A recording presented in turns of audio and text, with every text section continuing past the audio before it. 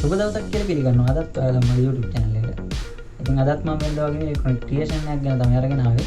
ඉතින් මුලින්ම කියන්න ඕන ඔයාලට මේ කියන ඉලෙක්ට්‍රොනික ක්‍රියේෂන් මම චෙක් කරලා බලලා තමයි අරගෙන එන්නේ. ඉතින් ඔයාලට පුළුවන් බය නැතුව හදලා බලන්න.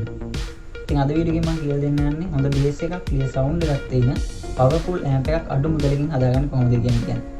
එහෙනම් අපි යමු වීඩියෝ එකට.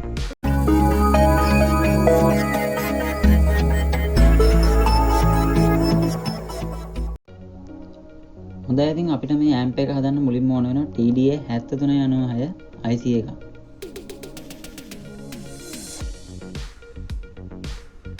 ඒ වගේම 2200 UF වෝල්ට් 50 කැපැසිටර් එක.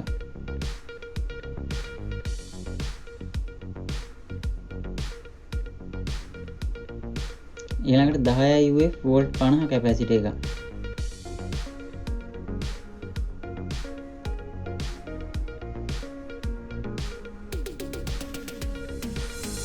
ඊළඟට ඕන වෙනවා 0.47 වෝල්ට් 50 කැපැසිටර් දෙකක්. ඉතින් මෙන්න මේ කැපැසිටර් දෙක වෙනුවට අපිට 0.22 වෝල්ට් 50 කැපැසිටර් දෙකක් පාවිච්චි කරන්න පුළුවන්.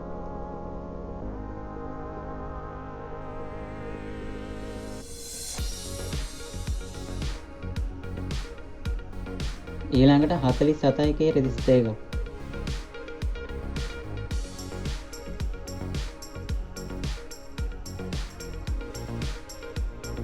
ඊළඟට 10k රෙසිස්ටර් එකක්.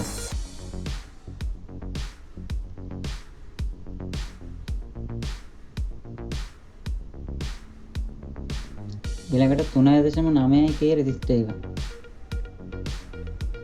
මෙන්න මේ ටික තමයි අපිට ඕන වෙන්නේ අපේ ඇම්ප් එක හදාගන්න. අපි බලමු කොහොමද ඇම්ප් එක හදාගන්නේ කියලා.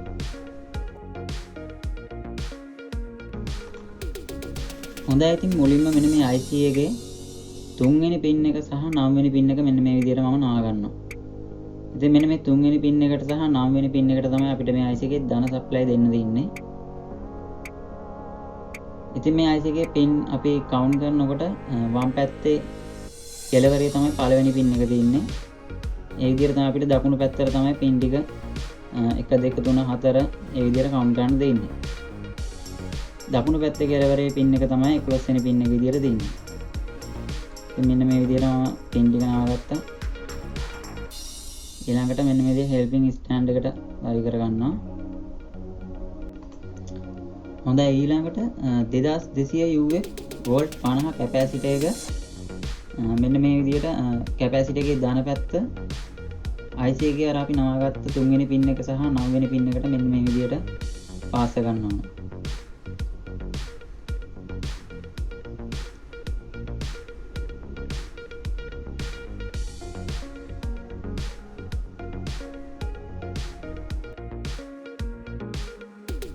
ඊළඟට 10 UF වෝල්ට් 50 කැපැසිටර් එකේ ධනාග්‍රය IC එකේ 11 වෙනි පින් එකට මෙන්න මේ විදිහට පාස් ගන්න ඕන. කැපැසිටර් එකේ ඍණාග්‍රය අර අපි මුලින් පාස් කරගත්ත 2200 UF කැපැසිටර් එකේ ඍණාග්‍රයටම පාස් ගන්න ඕන. මෙන්න මේ විදිහට තමයි පාස් ගන්න තියෙන්නේ.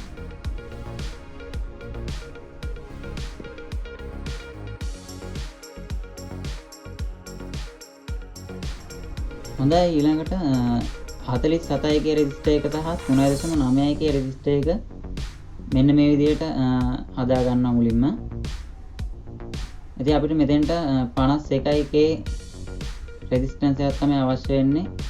ඒ වෙනුවට තමයි අපි මෙන්න මේ රෙසිස්ටර් දෙක මේ විදිහට හදාගෙන තින්නේ.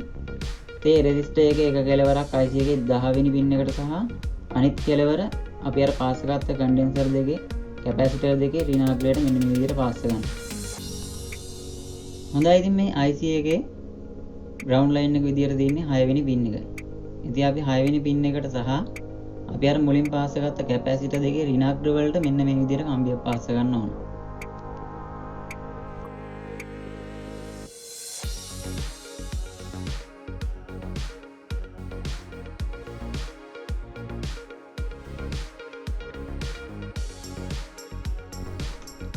ඊළඟට IC එකේ පළවෙනි පින් එකට සහ දෙවෙනි පින් එකට 0.47 UF කැපැසිටර් දෙකක් මෙන්න මේ විදිහට පාස් කරන්න ඕන. ඉතින් මෙන්න මේ කැපැසිටර් දෙකට තමයි අපි ඔඩියෝ සිග්නල් එක දෙන්න තියෙන්නේ. ඉතින් අපිට පුළුවන් මෙන්න මේ කැපැසිටර් දෙක වෙනුවට 0.22 වගේ කැපැසිටර් දෙකක් පාවිච්චි කරන්න.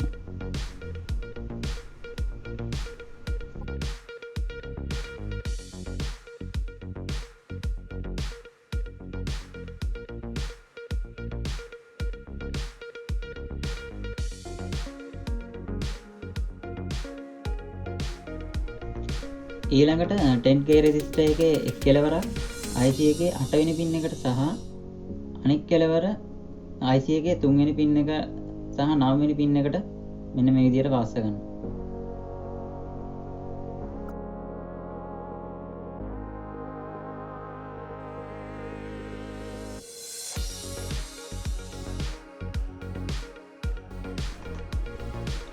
හොඳයි ඉතින් මෙන්න මේ විදිහට තමයි අපිට amp එක බලා ගන්න පුළුවන්. ඊළඟට අපිට audio signal එක voltage input එක speaker out එක පාස් කරන්න දෙන්නේ. ඉතින් මම දැන් මේකට heat sink එකක් පාවිච්චි කරන්නේ නැහැ. ඒ ඔයාලා heat sink එකක් අනිවාර්යයෙන්ම පාවිච්චි කරන්න.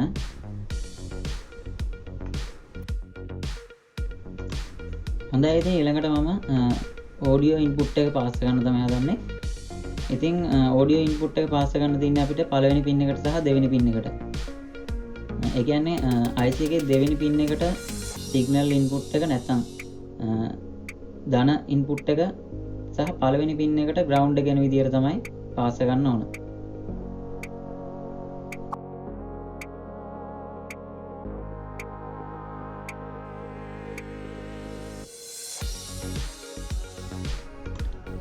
හොඳයි ඉතින් මේ amp එකට 12 volt supply එකක් තමයි දෙන්න තියෙන්නේ. ඉතින් අපි අර පාස් කරගත්ත 2200 UF කැපැසිටර් එකේ ධන පැත්තට ධන supply ඒ වගේම ඒ කැපැසිටර් එකේ ඍණ පැත්තට ඍණ supply වෙන විදිහට මෙන්න මේ විදිහට පාස් කරගන්න.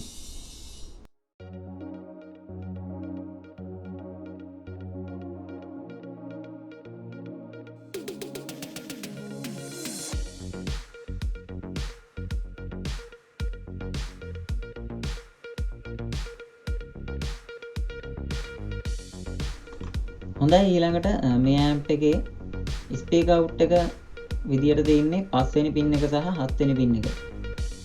ඉතින් මම speaker එකේ වයර් දෙක එක වයර් එකක් 5 වෙනි පින් එකට සහ අනිත් වයර් එක 7 වෙනි පින් එකට මෙන්න මේ විදියට පාස් කරගන්නවා.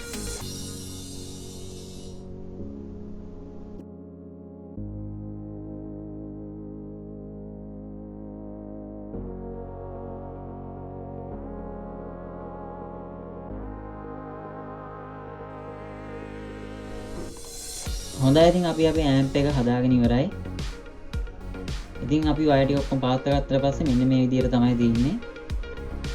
අපි ඊළඟට මේ amp එකට supply දීලා බලමු amp එකේ sound කොහොමද කියලා.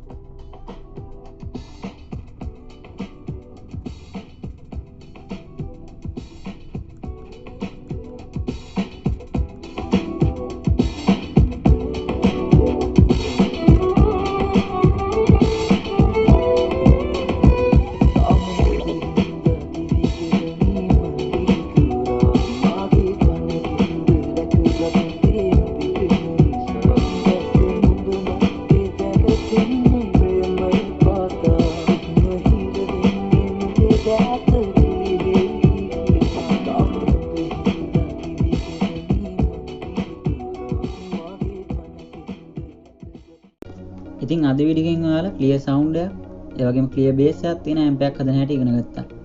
ඉතින් මේ වගේ දේවල් තවත් දැනගන්න අපේ channel එක subscribe කරන්න අමතක කරන්න එපා. ඒ වගේම මේ වීඩියෝ එක හොඳ නම් like කරන්න, comment කරන්න. ඉතින් මේ වගේ තවත් වීඩියෝ එකකින් නැවත හමු වෙමු. සුබ දවසක්.